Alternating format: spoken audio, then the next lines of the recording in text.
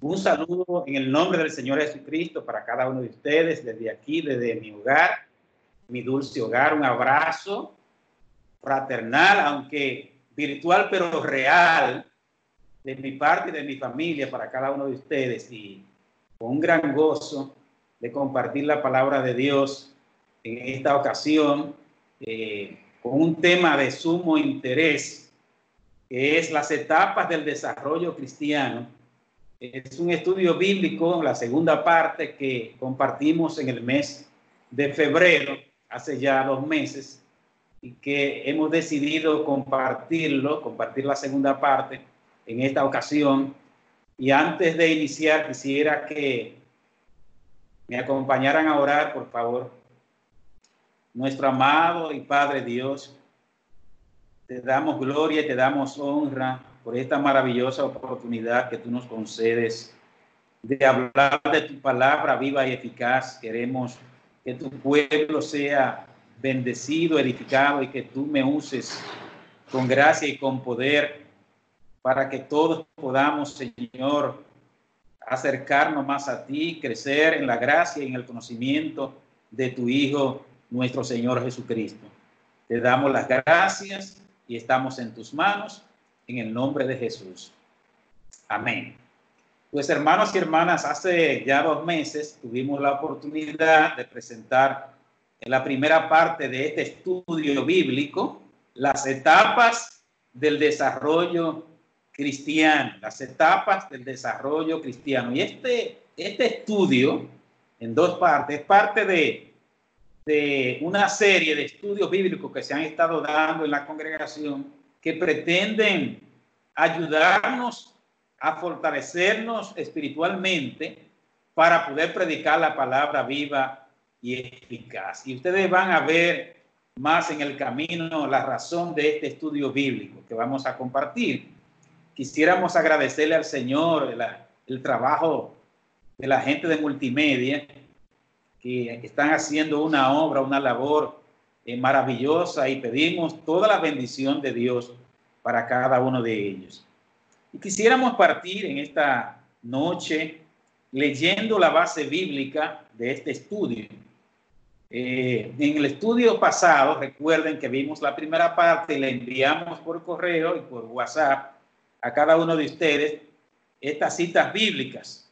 Tenemos 5 citas bíblicas básicas que nos van a permitir caminar por todo el estudio bíblico y tener una base sólida sobre el mismo. Hebreos 5, del 11 al 14, nos dice: acerca de esto, hermanos, tenemos mucho que decir y difícil de explicar, por cuanto os habéis hecho tardos para oír, porque debiendo ya de ser maestros, después de tanto tiempo, tenéis necesidad de que os vuelva a enseñar cuáles son los primeros rudimentos de las palabras de Dios. Y habéis llegado a ser tales que tenéis necesidad de leche y no de alimento sólido. Y todo aquel que participa de la leche es inexperto de la palabra de justicia, porque es niño. Pero el alimento sólido es para aquellos que han alcanzado madurez, para los que por el buen uso de los sentidos ejercitados tienen el discernimiento del bien y del mal. Primera Corintios capítulo 3 del 1 al 4 dice: de manera que yo, hermanos, no pude hablaros como a espirituales, sino como a carnales, como a niños en Cristo. Os di a beber leche y no vianda, porque aún no erais capaces, ni sois capaces todavía, porque aún sois carnales, pues habiendo entre vosotros celos, contiendas y disensiones, no sois carnales y andáis como hombres. Porque diciendo el uno: yo soy ciertamente de Pablo, y el otro: yo soy de Apolos, ¿no sois carnales? En 1 Corintios 13:11 dice: cuando yo era niño, hablaba como niño, pensaba como niño, juzgaba como niño, mas cuando ya fui hombre, dejé lo que era de niño. Y sigue diciendo la palabra de Dios en Efesios 4 del 11 al 16.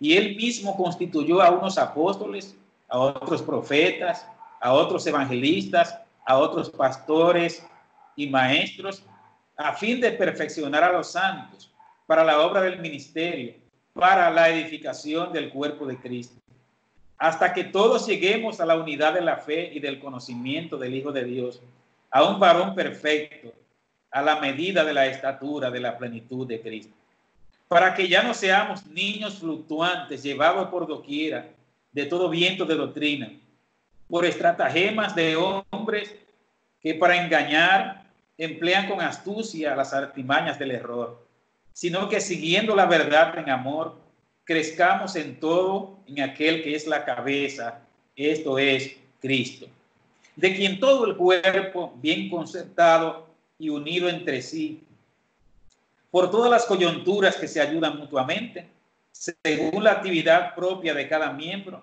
recibe su crecimiento para ir edificándose en amor.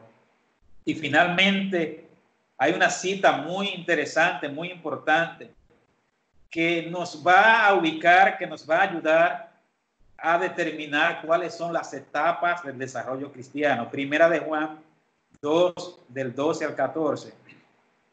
Os escribo a vosotros, hijitos, porque vuestros pecados os han sido perdonados por su nombre. Subrayen la palabra hijitos. Os escribo a vosotros, padres, subrayen la palabra padres, porque conocéis al que es desde el principio. Os escribo a vosotros, jóvenes, subrayen la palabra jóvenes, porque habéis vencido al maligno. Os escribo a vosotros, hijitos, porque habéis conocido al Padre.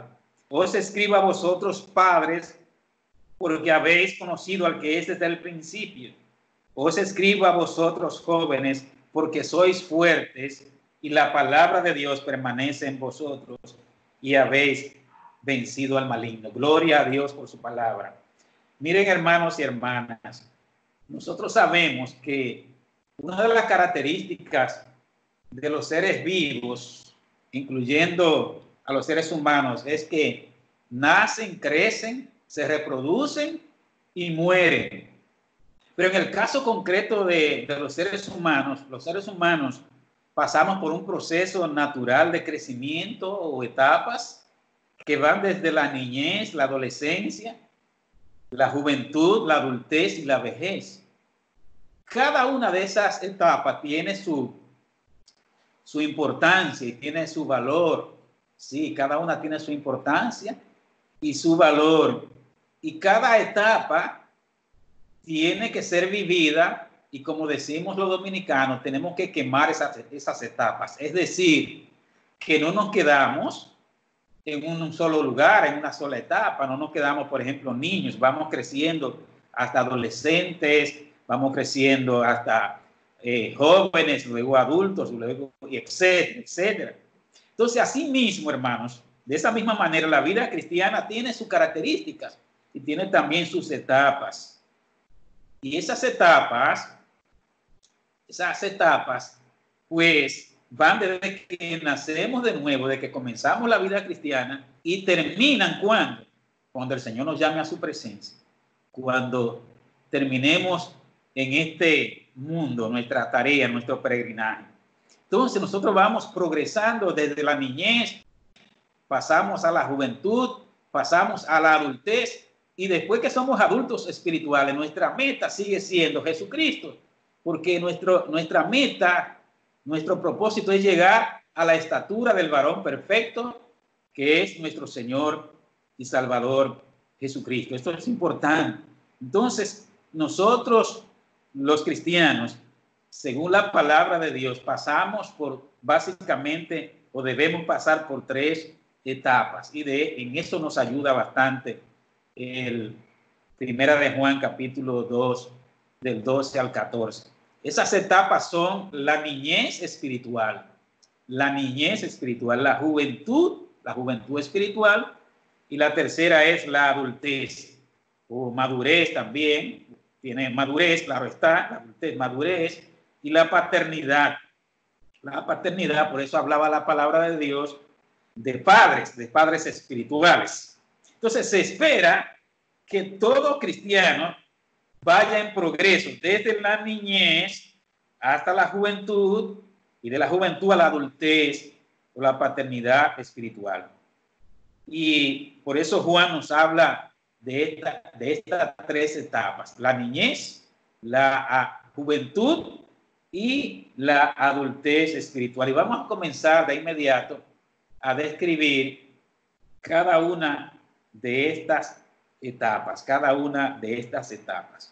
La primera es la etapa de la niñez espiritual. Recuerden que no estamos hablando aquí de asunto cronológico, no estamos hablando, la palabra de Dios no nos va a hablar en base a edad cronológica, de niñez, de juventud o de adultez en edad cronológica. Nos está hablando básicamente de el desarrollo de la vida cristiana, es decir, en el estado en que está cada cristiano en su proceso de madurez. Y eso es muy importante subrayarlo, porque normalmente nosotros clasificamos en la iglesia de acuerdo al sexo, de acuerdo a la edad cronológica, pero nosotros queremos comenzar a ver el asunto desde la edad espiritual, la madurez que cada cristiano va teniendo de acuerdo a la etapa en que esté viviendo.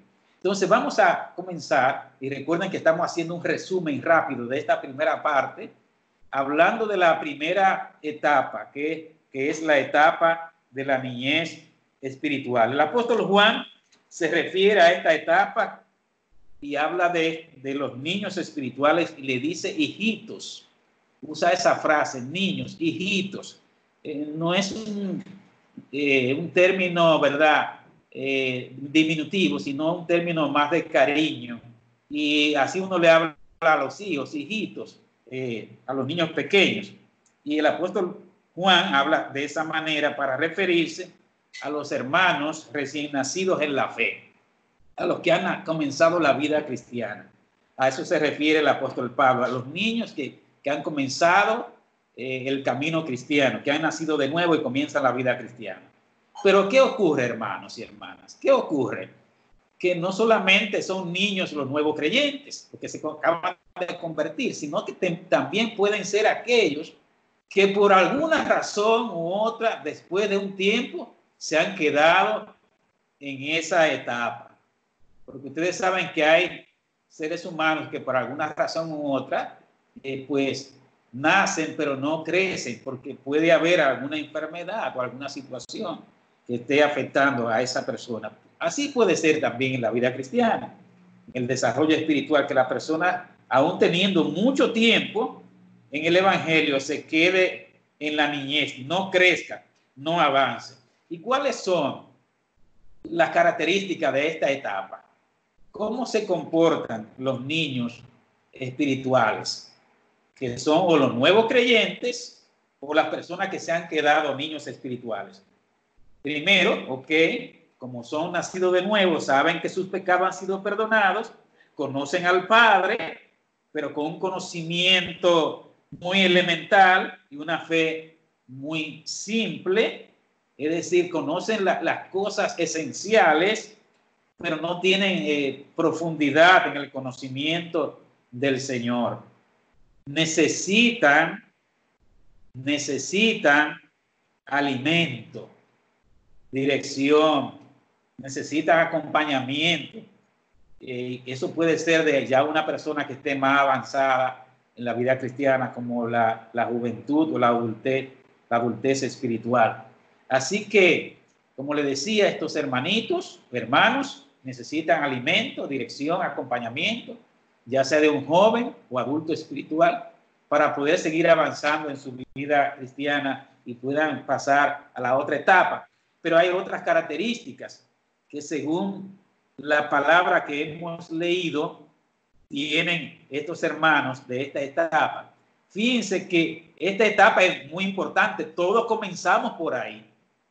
Y es muy bueno nacer de nuevo, es muy bueno en la vida cristiana, comenzar con Cristo, pero no podemos quedarnos ahí. Otra característica es que habla como niño, piensa como niño y juzga como niño. Lo dice 1 Corintios 13:11. Pero también tienen un conocimiento limitado sobre Dios, sobre el Evangelio, sobre la Biblia y la vida cristiana.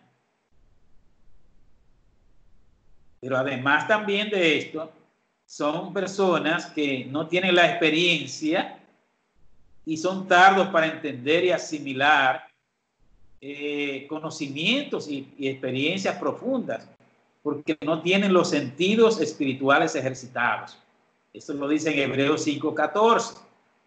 Y asimismo, en el libro de Hebreos 5, del 11 al 12, y 1 Corintios 3:2, se habla de que necesitan leche y no alimento sólido. O sea, la Biblia habla de los rudimentos y habla de cosas elementales, y la leche es un alimento básico elemental que la toman básicamente los niños y también los adultos, pero los niños no se les puede dar alimento sólido como la vianda y cualquier otra cosa, porque esa persona no está en capacidad para asimilarlo. También los nuevos creyentes, las personas que no han avanzado, tienen un limitado discernimiento del bien y del mal. Y también algo muy interesante que pasa con estos hermanos es que son vulnerables y pueden ser arrastrados por el error y las falsas doctrinas. Si una persona no tiene una base sólida y llega un viento de doctrina, como hay tantas falsas doctrinas ahora, pues fácilmente puede ser arrastrado, es vulnerable a esas cosas. Y finalmente actúa conforme a los impulsos y conforme a los deseos de la carne. Todo esto, como ustedes pueden ver, tiene su base bíblica y ya la leímos al principio. En la segunda etapa es la etapa de la juventud. La etapa de la juventud. Recuerden que estamos haciendo un resumen, una síntesis rápida de la primera parte, porque recuerden que ya la vimos en el mes de febrero y le enviamos a ustedes una copia de este estudio para que estuvieran más actualizados para esta segunda parte. Así que por lo que no estuvieron y los que no recibieron ese material, por eso es que estamos haciendo este resumen no tan amplio, pero para que todos nos ubiquemos. En esta etapa, el creyente tiene un conocimiento y una vivencia de la palabra de Dios un poco más avanzado que el niño espiritual. Estos hermanos no son engañados fácilmente por las mentiras y las trampas de Satanás.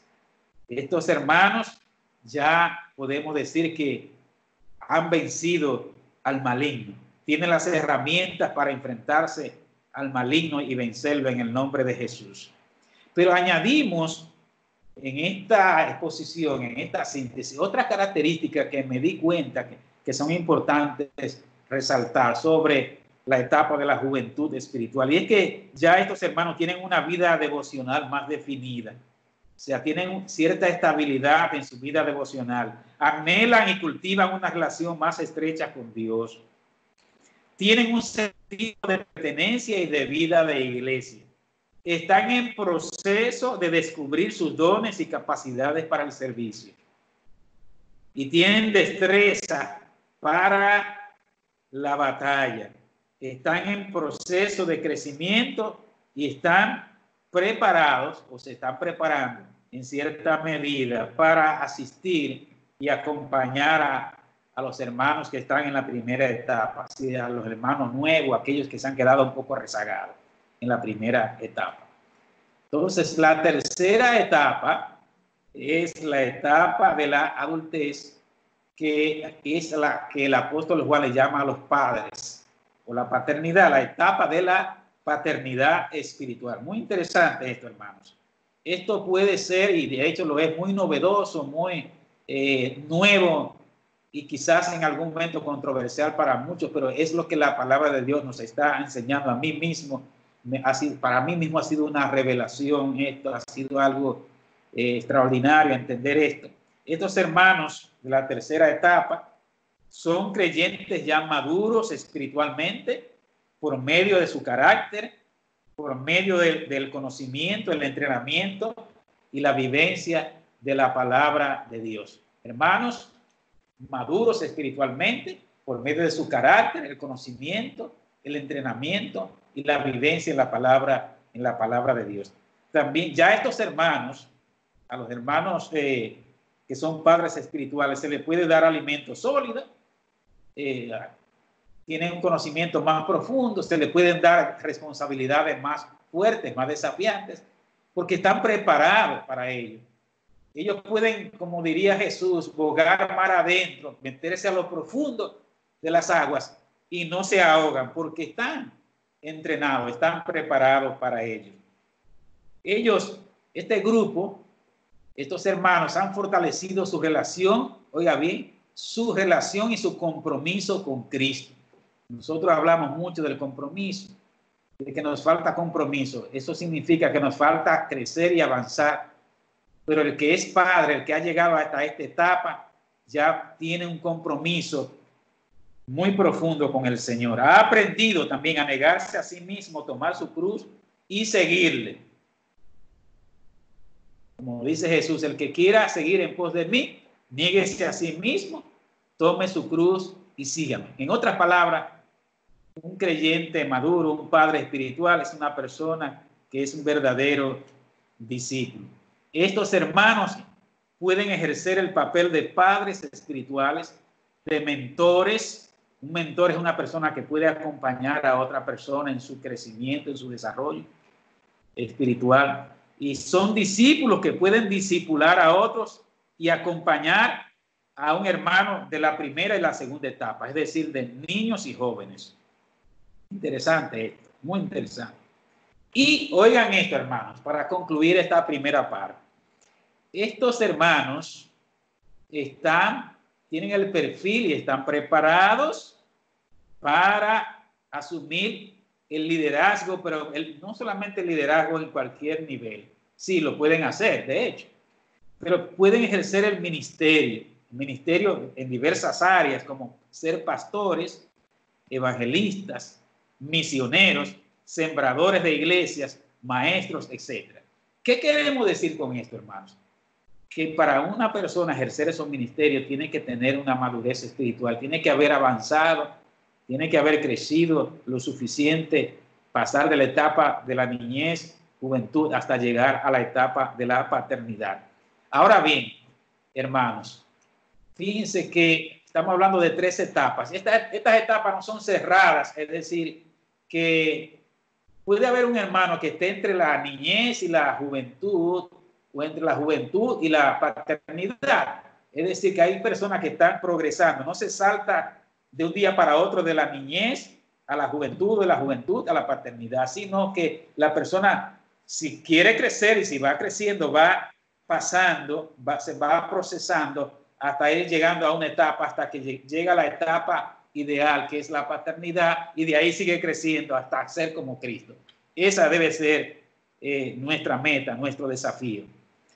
Concluyendo, hermanos, esta primera parte de nuestro estudio, que es un resumen de la parte anterior, de lo que vimos en febrero, pues estamos diciendo, señalando que la vida cristiana no se define solamente cuando nosotros comenzamos, sino que tenemos un proceso de crecimiento y desarrollo que no se basa en la edad cronológica o en el tiempo que tengamos en el Evangelio o en la iglesia, sino de acuerdo al proceso de crecimiento y desarrollo de cada persona. La idea es que la iglesia no solo alcance personas para salvación, sino para que sean discípulos incondicionales, consagrados, capaces de buscar personas para hacerlas discípulos, que estén dispuestos a vivir como el Señor quiere, que estén dispuestos a hacer lo que Él quiere y que vayan donde el Señor los envíe. Oiga bien, tremendo esto.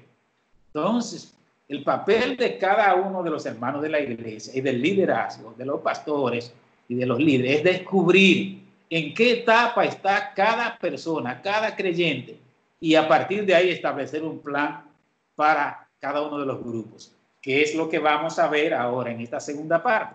Interesante, hermanos, ¿verdad? Vamos bien. Hicimos un resumen para ubicarnos. Ahora vamos a ver la segunda parte, que trata de cómo avanzar de una etapa a otra, cómo pasar de la niñez a la paternidad espiritual, cómo avanzar de una etapa a otra cómo pasar de la niñez a la paternidad espiritual. Vamos a ver primero el papel que debe hacer cada creyente, cada persona. Sí, porque fíjense, hermanos, la iglesia hace una parte, pero si cada uno de los creyentes, de los hermanos de la congregación, no hace su parte, no estamos en nada. La iglesia puede hacer todo lo que quiera hacer, pero primero ponemos el papel de cada creyente. Primero, para nosotros poder avanzar, hermanos y hermanas, necesitamos reconocer que no hemos llegado a la meta, que no somos todavía como Cristo. Aquí no hay lugar para el conformismo. El cristiano no puede ser una persona conformista. Ah, sí, yo soy cristiano, yo voy a la iglesia, yo tengo tantos años. No.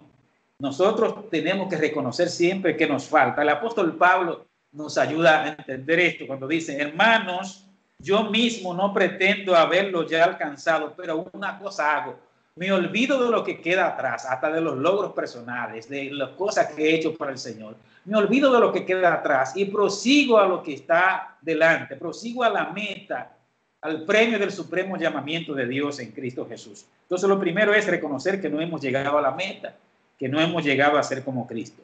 Lo segundo es que el desarrollo cristiano no es automático ni mágico.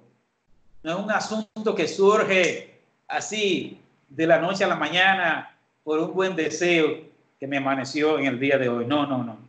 No es algo que yo puedo tomarme como una píldora o un elixir o como el carburo que madura rápidamente. No, la vida cristiana, hermanos, requiere disciplina, requiere decisiones, requiere ajustes, requiere valentía, requiere sacrificio. Oigan bien, hermanos, requiere sacrificios, requiere que tomemos la cruz cada día.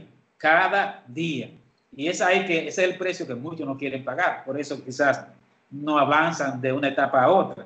Entonces, necesitamos, hermanos, tener una disciplina. Para crecer y desarrollarnos y pasar de una etapa a otra, nosotros tenemos que desechar cosas y desear cosas. Oiga bien, desechar cosas y desear cosas. El apóstol Pedro, en su primera carta, nos dice que tenemos que desechar malicia, desechar las cosas que no agradan a Dios. A veces hay malos hábitos, tenemos malas costumbres, tenemos ataduras que traemos en nuestra vida que no nos dejan avanzar. Tenemos por eso que renunciar a muchas cosas. Tenemos que despojarnos del viejo hombre, dice la palabra. Tenemos que hacer morir lo terrenal en nosotros. Tenemos que despojarnos de todo peso y del pecado que nos asedia. Es decir, tenemos que desechar esos vicios con que venimos a la vida cristiana y que no nos permiten avanzar. Pero también tenemos que desear. Y como vamos a ver más hacia adelante, no solamente desear, porque de buenos deseos está yendo al infierno, sino que tenemos también que ejercitarnos y tomar decisiones y actuar. Desear, anhelar a Dios, anhelar su reino, anhelar las cosas de arriba, las cosas de Dios. El salmista nos habla tan claramente sobre esto cuando nos dice: mi alma tiene sed de Dios, que tengamos sed de Dios, que anhelemos a Dios. Mi corazón te anhela, oh Dios, dice el salmista, de madrugada te buscaré. Una medida para nosotros saber si estamos creciendo o avanzando es si encontramos deleite en la presencia de Dios, si anhelamos a Dios. Si las cosas de Dios le parecen a usted aburridas, o si se le está haciendo pesado orar, leer la palabra, congregarse, hacer la obra de Dios, si le está haciendo un fastidio esas cosas, es una mala señal para usted. Permítame tomar un traguito de agua, hermanos.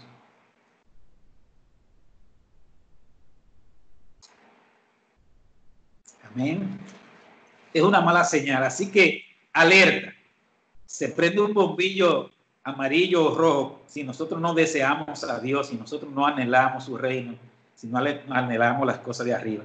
no solamente es anhelar y desear, tenemos entonces en tercer lugar que ejercitarnos en una vida piadosa, desarrollar hábitos espirituales.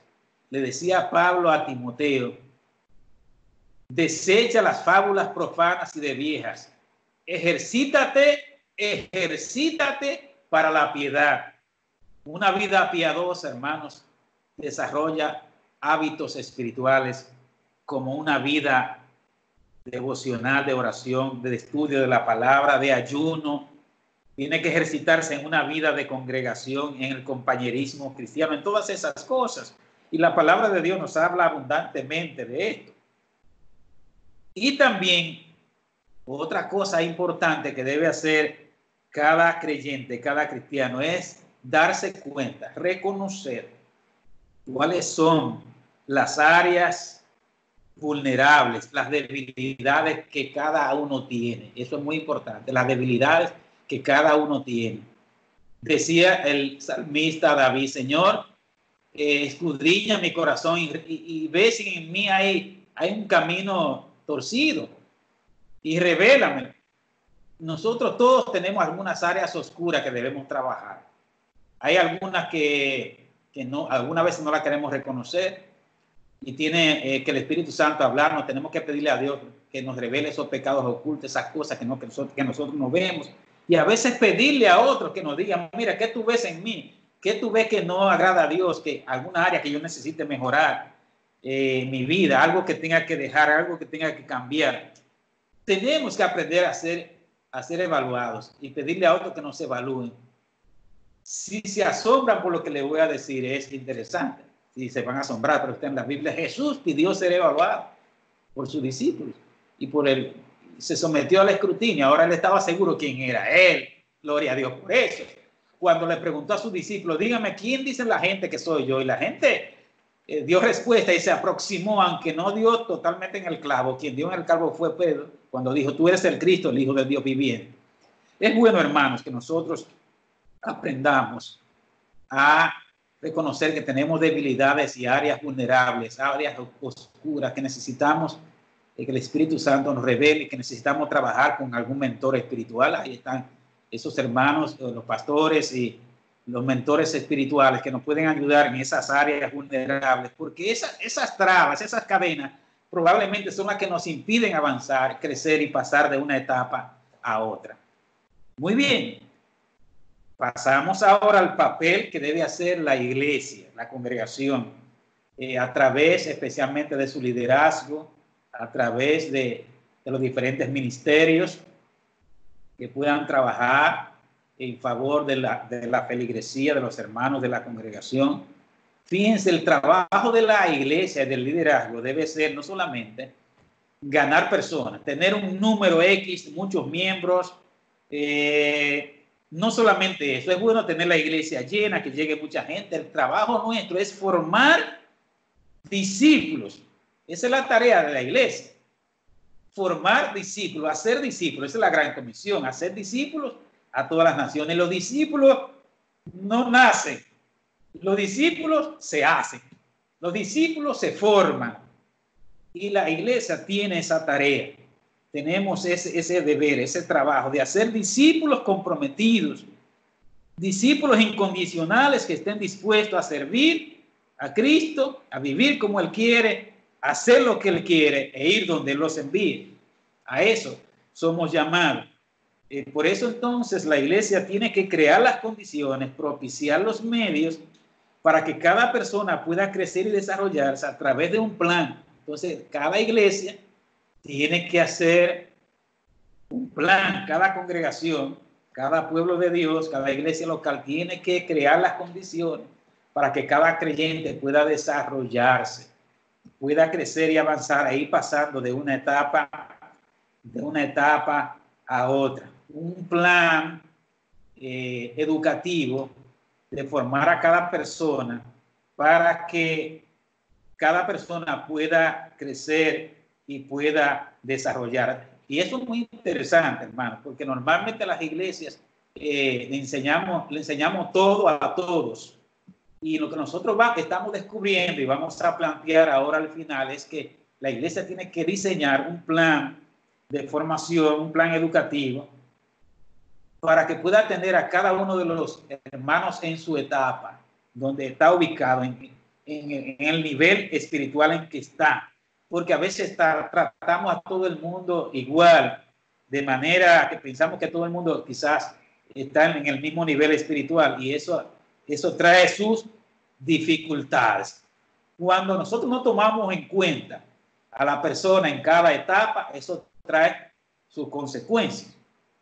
Y nosotros vivimos eso, y yo he oído en otras iglesias que pasa esa situación. Una de las cosas que pasa es que si el conocimiento que se está impartiendo a los hermanos, que está muy por encima de ciertos hermanos que están quizás en una etapa un poco más abajo de crecimiento, no les sería de mucha edificación, más bien de tropiezo. Supongamos que usted esté dando una clase sobre la predestinación, por decir, o el estado intermedio, qué pasa con los muertos cuando van, si se quedan, si, qué sé yo, eso no es para un nuevo creyente.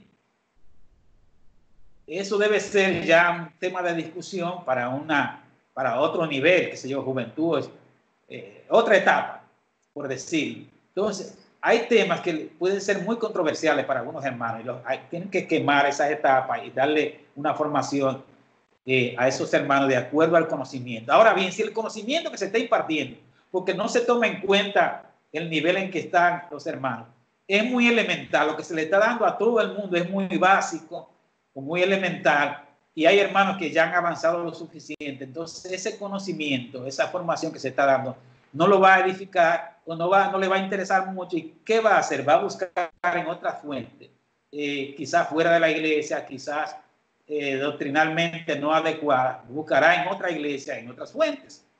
Y eso pasa en nuestra iglesia y pasa en muchas iglesias. Así que ya ustedes están viendo qué consecuencia hay cuando la iglesia, el liderazgo, nosotros no tomamos en cuenta a las personas en el nivel que está. Lo que hacen algunas iglesias es que han diseñado un plan educativo de acuerdo a la etapa.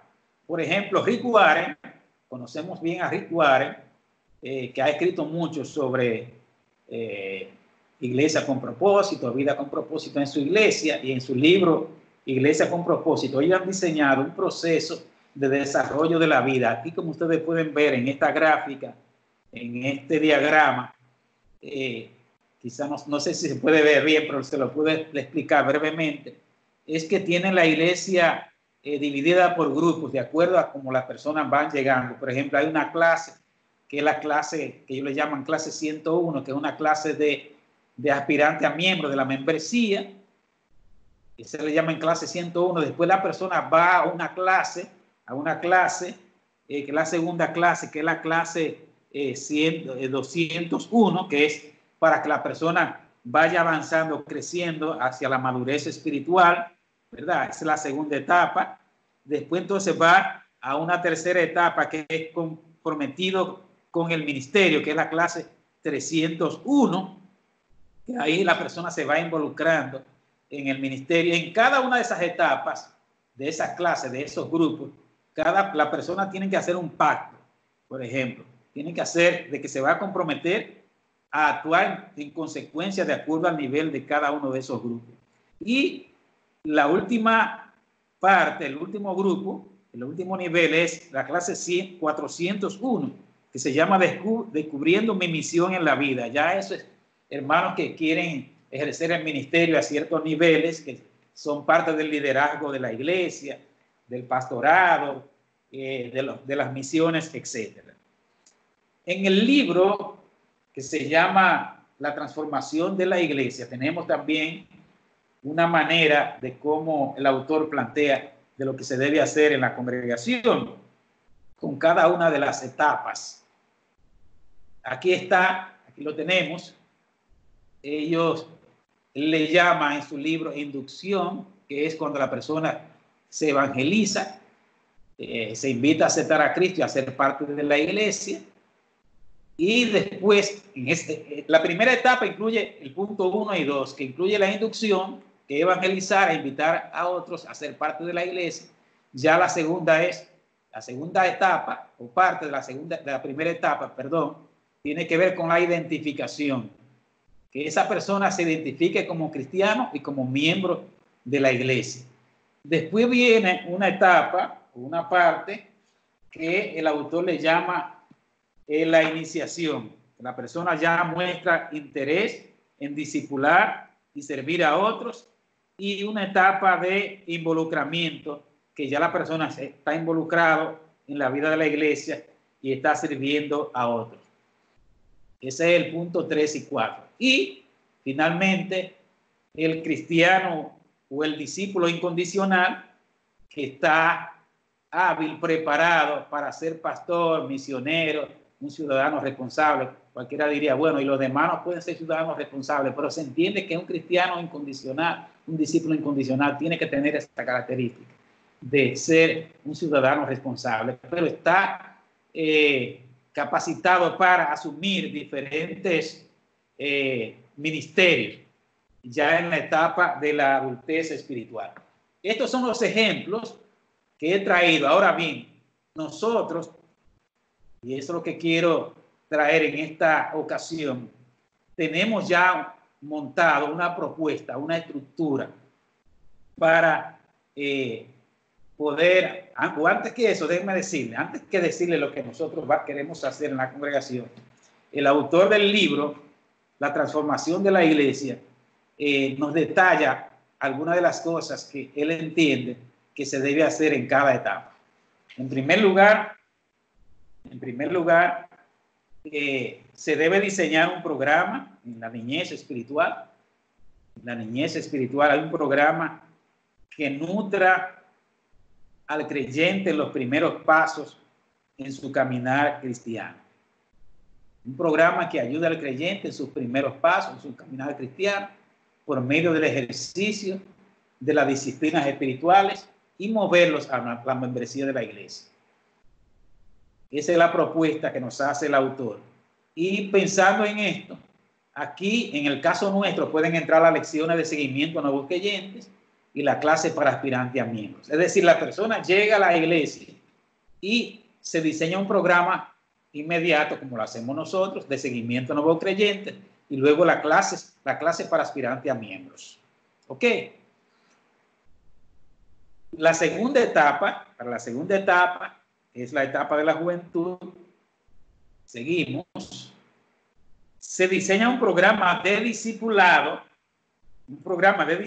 que le permita al creyente seguir creciendo en su relación con Dios y que lo mueva al compromiso dentro de la iglesia a través de sus dones y talentos y en favor de otros. Interesante. Un programa de discipulado que le permita al creyente seguir creciendo en su relación con Dios y que le mueva al compromiso dentro de la iglesia a través de sus dones y talentos en la iglesia y en favor de otros. Y ahí pienso yo que cabe perfectamente el programa que nosotros tenemos en la iglesia de Discipulado 1 y Discipulado 2, que es el propósito de que el creyente crezca espiritualmente, se involucre a través de los ministerios, usando sus dones y talentos y que pueda servir a otros. Entonces, en la tercera etapa, que es la etapa de la adultez, de la paternidad, aquí el propósito es que cada creyente se convierta en un discípulo incondicional. Incondicional significa, oigan bien, que sea lo que el Señor quiere que sea, que haga lo que el Señor quiere que haga y que vaya donde el Señor quiere o el Señor lo decida enviar. Miren qué profundo es esto. Entonces, ese es un cristiano incondicional y es un discípulo, y a eso estamos llamados. Entonces, hay un programa que hay que desarrollar para formar a estos hermanos, incluyendo el carácter cristiano, porque podemos tener mucha formación, pero si el carácter cristiano no está desarrollado, todo se cae. El carácter cristiano es importante, o sea, el fruto del Espíritu tiene que verse, la capacitación y el entrenamiento en diversas áreas, tomando en cuenta los dones y talentos de cada persona. Es decir, en este nivel hay que diseñar un plan para que cada uno de los hermanos esté donde debe estar, haciendo lo que tenga que hacer y glorificando a Dios con su vida y con todo lo que hace. Finalmente, amados hermanos, atención a esta parte final de nuestro estudio. Todo lo que hemos hablado, todo lo que hemos caminado, pretende dos cosas. Número uno, que entendamos que el cristiano pasa por diferentes etapas. Número dos, que todos estamos llamados a crecer y avanzar, a desarrollarnos en la vida cristiana para llegar a la medida del varón perfecto que es Cristo Jesús y ser lo que el Señor quiere que seamos. Verdaderos discípulos incondicionales. Pero la iglesia necesita y cada uno de nosotros necesitamos saber dónde estamos, cada uno, y el liderazgo puede ayudarnos, pero cada uno puede ubicarse. Y nosotros tenemos una propuesta en relación a todo lo que hemos visto. Algunas de estas cosas ya la tenemos, otras están en proceso, pero pongan atención a este diseño que estamos proponiendo y que está de alguna manera en camino, pero lo necesitamos implementar y yo espero que ustedes lo entiendan. Nosotros tenemos, por la gracia de Dios, un camino para recorrer que comienza con la recepción de visitantes. Es decir, llegan las personas a la iglesia de diferentes edades, hombres, mujeres, adultos, adolescentes, jóvenes y niños. Entonces la idea es que cuando lleguen esas personas, y ya hemos hablado de eso, la sociedad, la iglesia infantil, los adolescentes, los jóvenes, las damas y los caballeros puedan recibir a esa persona, darle la bienvenida para que la persona se identifiquen, en este caso, sí, con su grupo de edad, oigan bien, para que la persona se sienta aceptada, o quien que le damos la bienvenida, que lo saludamos, pero necesitamos que cada uno de esos grupos, de esos ministerios puedan recibir a esas visitas.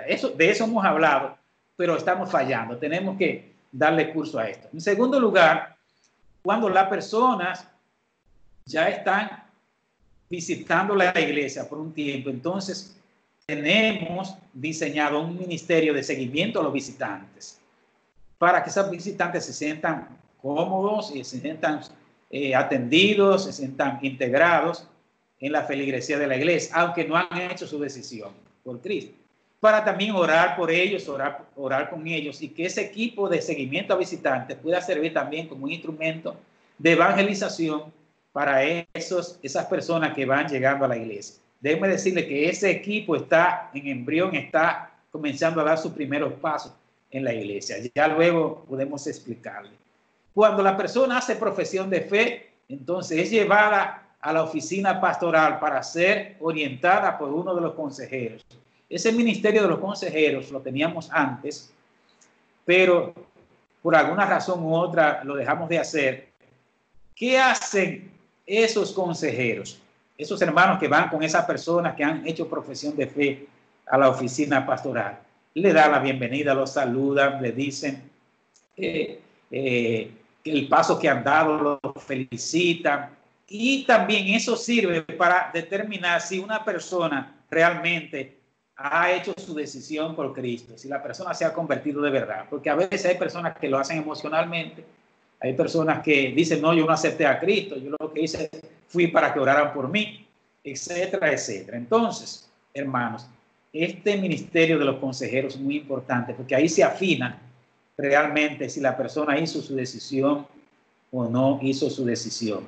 Entonces, de ahí hay todo un material que habla del trabajo de los consejeros, del perfil, de todo lo que se le debe decir, de todo lo que se debe hacer con esa persona, que no lo vamos a explicar aquí. Eso lo hicimos ya en un estudio previo. Pero las personas que van a ser consejeros tienen todo un material y un entrenamiento sobre eso. Hay un material sobre ese particular. Entonces, esos consejeros le dicen a esa persona, si la persona hizo su decisión, le dice, mira, el pastor te va a llamar y también es bueno que tú sepas que también un hermano te va a llamar para conversar contigo en torno a tu caminar cristiano, etcétera. Esos son entonces los hermanos de seguimiento nuevo creyente. Pero primero viene la llamada telefónica o el encuentro pastoral. Pueden ser las dos cosas o una de ellas. Primero a las 48 horas, según lo que saben de esto, se le debe hacer una llamada, al más tardar a las 48 horas, una llamada telefónica pastoral. O si es posible, un encuentro un poco más hacia adelante, un encuentro pastoral, para intimar un poquito con la persona, conocerla mejor. Luego viene entonces, yo le hablo del seguimiento nuevo creyente, que un hermano le va a dar seguimiento, oh mi Dios, un hermano le va a dar seguimiento a ese hermano, el equipo de seguimiento a nuevos creyentes, pues estará haciendo su trabajo en esa parte. Se le va a asignar un hermano para que le dé seguimiento. Luego de esto viene la clase para aspirante a miembros.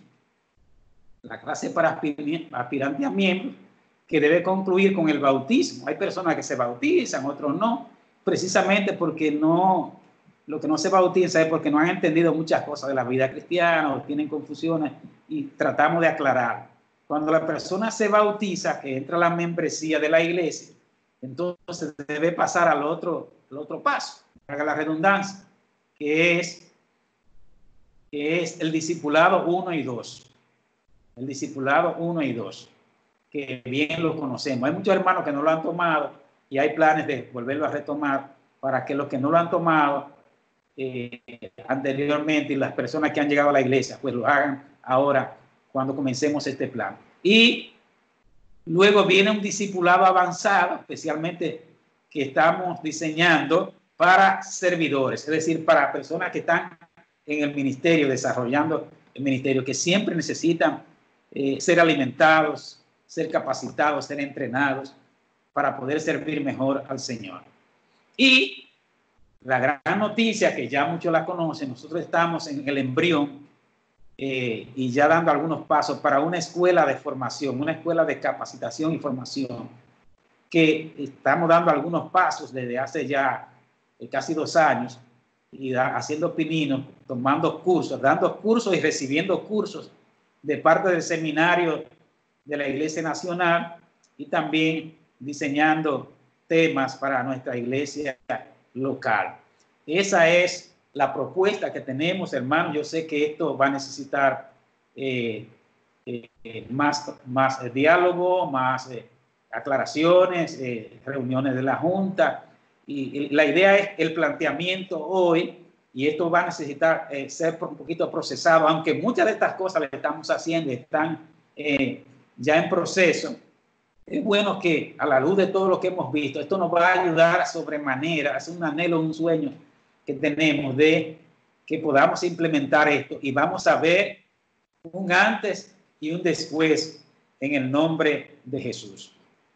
Voy a orar y luego le voy a hablar, hermanos, de un cuestionario que vamos a presentar, que tiene que ver con el nivel en que cada uno, es una autoevaluación realmente, para que cada hermano pueda identificarse con esos puntos, llenar esas preguntas, y al final cada uno se puede autocalificar y puede decir en qué nivel está. Si usted necesitara más orientación al respecto, pues lo podemos hacer fuera de línea, aparte con cada uno de ustedes. Pero vamos a orar, luego le voy a presentar las preguntas, se las voy a explicar y ahí concluimos. Luego viene una sesión de preguntas y comentarios. Bendiciones, hermanos. Gracias, oh Dios, por tu palabra. El Espíritu Santo es quien nos ayuda a entender. Esperamos, oh Dios, que estas palabras, este estudio bíblico haya sido de bendición y edificación para cada uno de tus hijos y de tu pueblo, y que tú nos ayude a aclarar las dudas, que tu Espíritu Santo pueda guiarnos a toda verdad. Te damos gracias en el nombre de Jesús. Amén.